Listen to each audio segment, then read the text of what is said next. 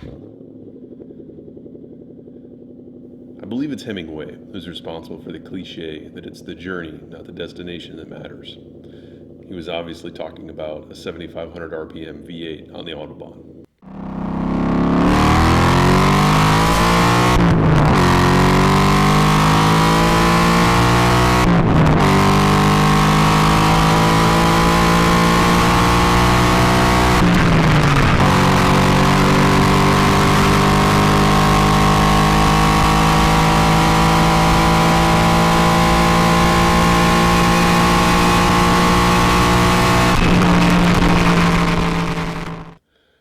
Like everything in life, our trip was defined by the people in it.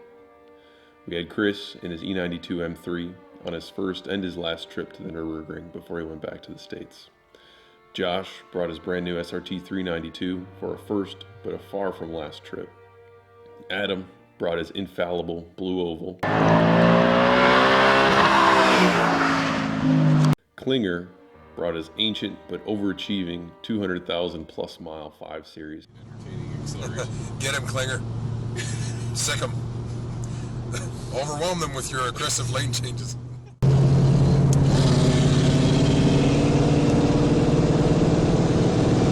It's like a 6-gear versus 4-gear.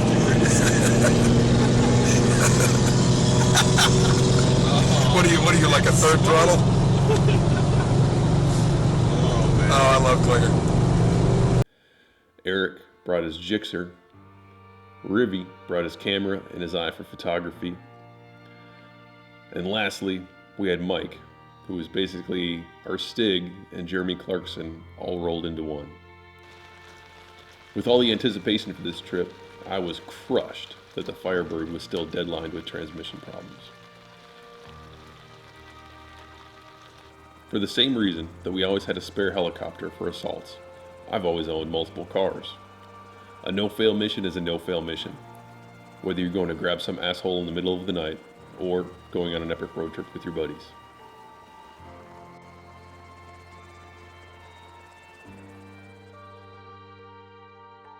With its inadequate brakes, anorexically thin tires, and marshmallow soft suspension, the Mustang was actually the perfect car for this trip. Before we get to that though, we've got to talk about my favorite part of the Autobahn, the restricted construction zones. Why, you ask? Because when they end, and you're in a pack of American and German V8s, it's as close as mortals like us will ever get to taking the green flag at the Daytona 500.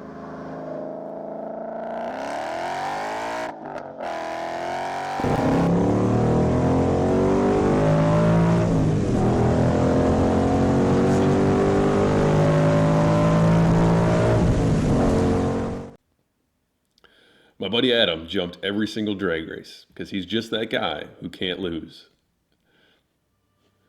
The drag races often ended at the limiter for the M3 and the Mustangs, which meant that the little E34 with its 200 horsepower and top speed of 160 miles an hour would eventually win any drag race except one.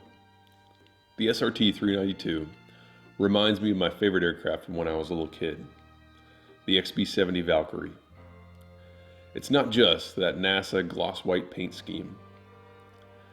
The XB-70 first flew in 1964, and at a massive 542,000 pounds, it still holds the record for the heaviest aircraft to ever exceed Mach 3.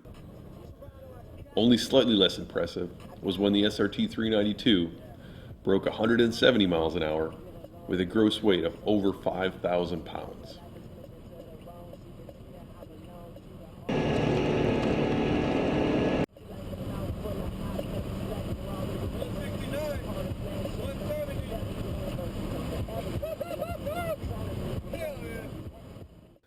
When we arrived at the ring, the first thing we wanted to do was some sighting laps, so that everyone would have at least seen the track from the passenger seat, especially Eric on his motorcycle. My buddy Chris surprised the hell out of me when he tossed me the keys to his E92 M3. This actually has a very nice linear power band. And this is the one he was talking about where you go progressively slower through it. Yeah. Let me know if I'm going too fast. I'll slow No, that's down cool. for you. I've never done this before, so I think this is awesome. This is, if you're flat out, you'll catch air here. You want to stay wide, right? And then it's a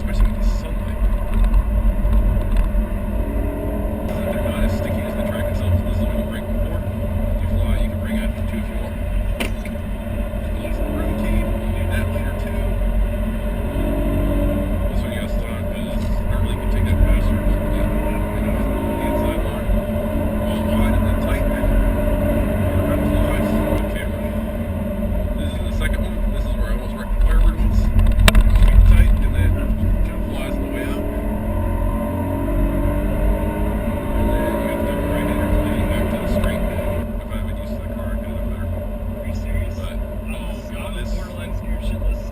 Oh yeah, this car could do that lap. Oh, you could probably shave a full minute off that lap.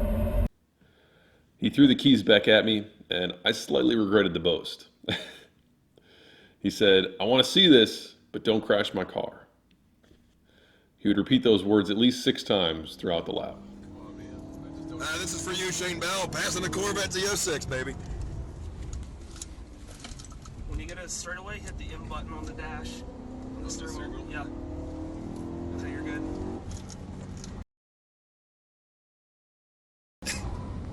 Nice.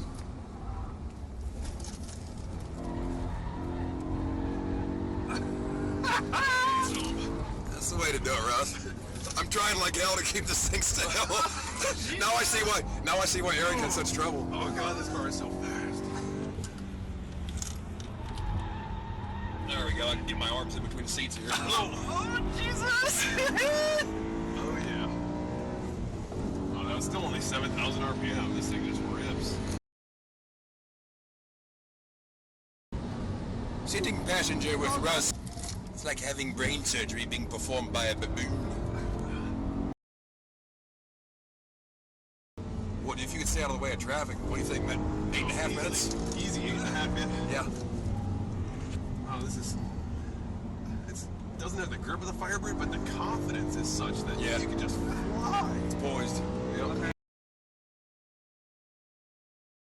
Can you see me? Nope, you can't see me. Oh, he's. Yeah, he does. Yeah. It's from the smoke. Be tight. No, you got it. Out of the way. Yeah, take that, Great Britain! Woo! Nice, Russ. Ooh. The rear tires are over-temped. She's really slippery right now. You took the hot rubber off, basically? Yeah. It'll take that glaze off the surface of the tires as long as you're not like. And so they're cold again, basically, right? Well, no, I mean they're warm throughout, but there's this real soft layer of basically ooze on the outside of the tire that will make you slip if it gets too hot. Yeah. And if you hit just a few light turns, it's like stropping the knife edge of a blade. You just Yeah. take the burrs off of it. We're gonna need to let this baby cool down. Nah. The brakes, maybe, The but brakes, the tires a little bit. he's not even really being super hard on the brakes. Yeah, pretty easy on the brakes. Nice lap, Russ. Really good. What's the time on the camera? The SRT 392, at nearly 5,000 pounds with 2 passengers, is the dancing bear of the group. Even more impressive than the car's top speed, though, is a level of competence on track that just shouldn't be possible. Now, the magic key to this competence is, like the dancing bear, the smallness of its footwear. Anybody who's ever slapped 315 Hoosiers on a pony car with stock springs knows what I'm getting at. The tires in this equation can be thought of as the French. You can always count on them to give up first. If you put big sticky tires on the 392, it would just rip its suspension off in the first corner. Of course, it would never make it to a corner because the first time you hit the brakes in anger, the rotors and pads would liquefy due to temperatures rarely seen outside the heart of the sun. Now, Eric had never been on the Nurburgring before, and there is nothing slower than a motorcyclist on his first ever lap of the ring. And yes, they allow motorcycles and cars on track at the same time. How, you ask? Well, they killed all the personal injury lawyers. One of my early laps of the ring, I'd seen a GT3 come up on a very slow motorcycle. The GT3 misjudged the rate of closure and he lifted and tapped the brakes mid-corner. The GT3 did exactly what a GT3 does with that series of inputs, and it spun. Unfortunately, the motorcyclist was between the GT3 and the wall when he spun. To save Eric from that same fate, we used the Mustang as a buffer car, as well as a camera car. There are 2 reasons the Mustang was the perfect car. The first was its benign understeer handling balance, meant that it was much easier to talk through a lap in the Mustang, giving pointers to as many as 3 passengers at a time, laughing and joking the whole way around. And I do it every time because I This realize guy is I can not take going fast. Yeah, it's always fun to see people who don't know what they're doing, like jam on the brakes in the straightaway. You're like, why are you stopping? Well, it does settle you know, like, Oh, right now, so you're like, Yeah, that's true. Oh god, I'm so light. Oh, I'm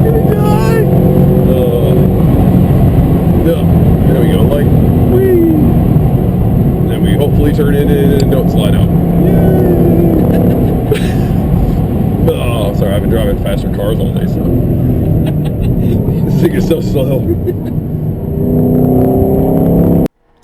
Rides in the Firebird were limited to one silent white-knuckle passenger.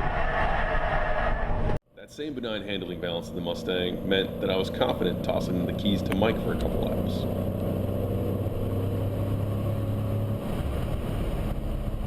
I think that's Mikey driving. Yeah, it is. The one time I did it with the Firebird, it did not go well.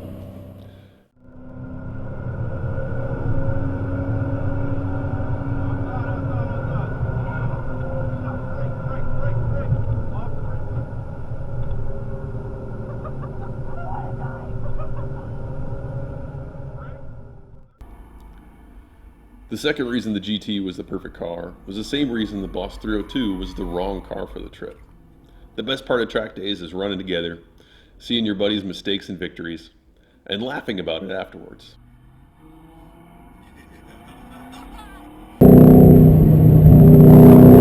This is where I was like, no, Eric, no. Just whip. Yep.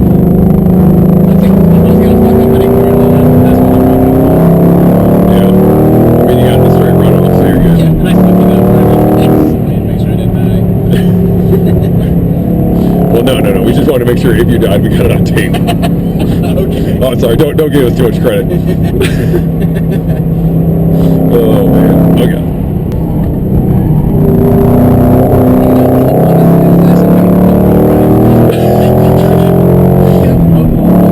This guy's like, don't pass me. There's a car. I really like this car a lot. Yeah. Right there. Oh no. Actually, I think it's self-canceled. You put it back on. Seriously. Oh god. Well, our tires are too skinny for that. Lancer is just, he's like, I'm gonna get you. Okay. I got my air conditioning on. Give me a break. Turn that shit off. I need both hands for driving, Eric. You can turn it off. Oh, sorry. I'm a dumb PI. What do I serve? Handle this thing.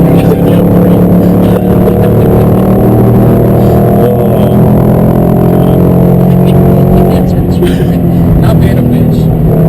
Oh, this guy does not know the track. You got plenty of power, though. I'll give him that. Oh, it was floored. That was floored the whole way through. Yeah, I've got it in normal mode.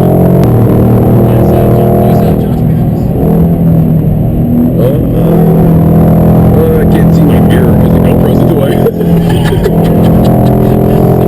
Possibly. Oh, there we go.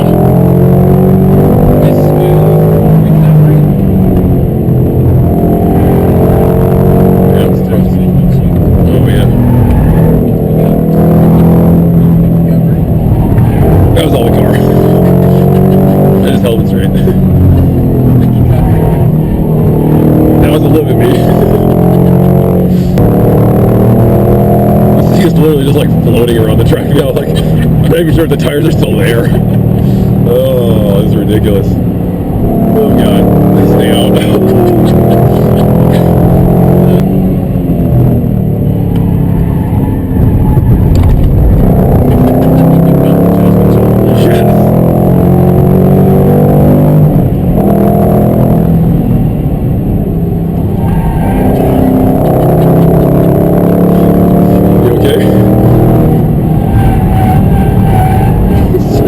Hang on to it, we got it. Yeah! Woo! Oh, my miles per gallon are down to 8.9 now. Son of a bitch. And he crossed the line. The GT's crap brakes and tires were the perfect handicap for my extra knowledge of the track, leveling the playing field with the M3 and the 392. Adam, on the other hand, never made it past half track with us before the frustration of driving a race car slowly around a racetrack boiled over, and he took off. Adam probably wants to get past you so bad. Now he's literally on my fucking bumper.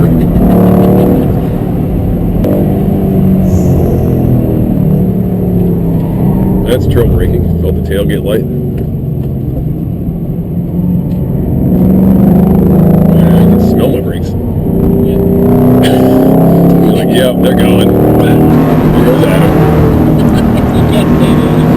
We knew it was gonna They had to happen. go so slow. Oh. Bringing the Boss 302 was like being invited to the local go-kart track with your buddies and showing up with a supercart on a trailer, which is totally something Adam would do. Lastly, the hero of this trip was my buddy Mike. His final lap in the Village Bicycle 05 series is something that I will never forget. If a car's value was based on the quantity of hysterical laughter it caused, this car would be worth more than all the Ferraris, Bugattis, and Lamborghinis in the world combined. Follow him, but if he goes super slow, that's gonna suck. Adam? If you know him. Oh, this, yeah. No, just follow him for a little bit, see how he does. Is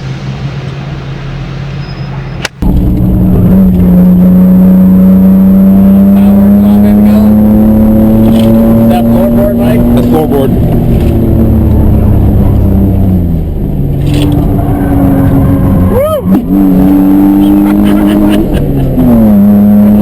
Yep.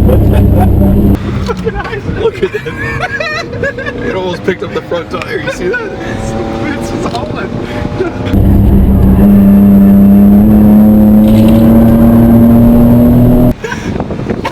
Oh, that was awesome.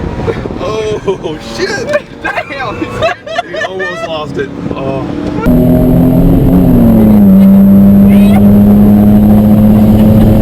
I'm not trying to abuse the gear shift, I'm just trying to find some power. Just the exhaust leak and everything. God. Oh my God. Do you see that? Yes! I can't hear the engine.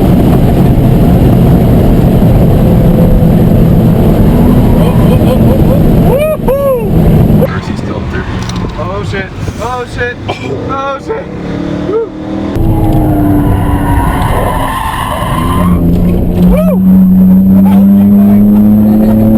Be careful. You can feel the luggage slamming in the back. That was a good trip.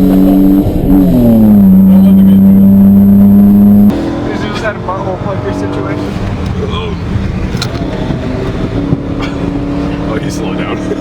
That one scared him.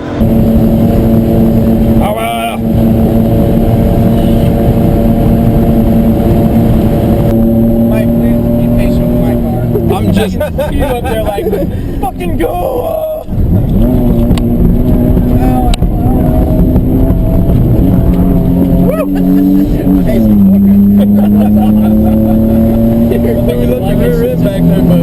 don't think that's the luggage. I feel it.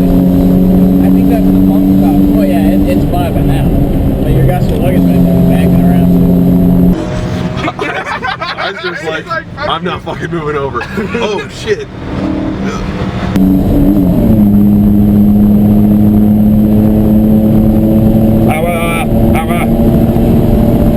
That's on the right. Pick him up! Pick him up! Oh, you were telling him to take it easy? No, take it easy. I didn't tell him to take it easy. I told him there was a tight turn coming up. Tight turn, and then we would like whip around the corner. And after the first couple corners, I was all right because then I knew that it could do it. But that was a sweet ass run though. That fucking ass in, boy. This motherfucker came around. I was like, yeah. Yeah. You slide around it all. Oh yeah. We went there. Is it still? We had to go inside. Was it really? Holy shit! Damn! And that was with caution. Is it still? I think it's still recording. That's fucking awesome, man. Is it still recording? Thanks for watching. I hope that you guys enjoyed it even a tenth as much as we enjoyed making it. And let us know what you think the greatest road trip adventure in the world is in the comments. Thanks for watching.